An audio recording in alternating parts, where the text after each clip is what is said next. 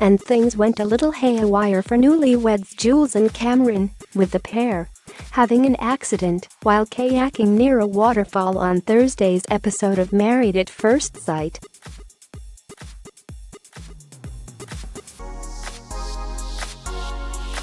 The pair were trying to go through the waterfall when they were thrown off their kayak, with Jules, 36, saying afterwards that she was screaming for dear life.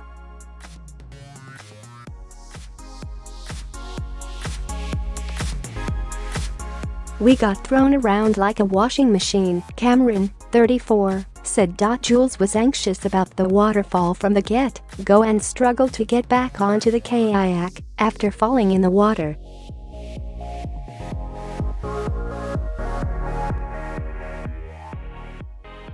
She said afterwards that despite her fears, Cameron made her feel safe. "I was screaming for dear life. It scared the life out of me.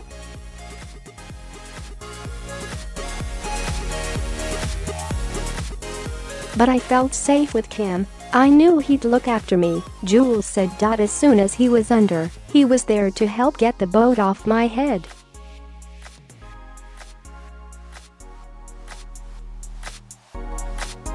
He's a protector and I loved that about him." The pair then had another go at going through the waterfall and were successful, embracing and kissing at the feet.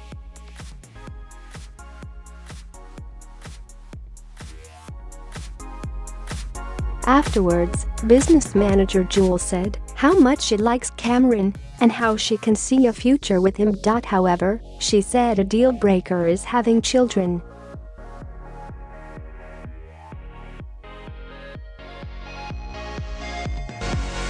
She said she wanted to talk to the former pro cricketer about starting a family, as it's non-negotiable for her. "He's definitely someone I can see myself with forever, but I definitely want to have children.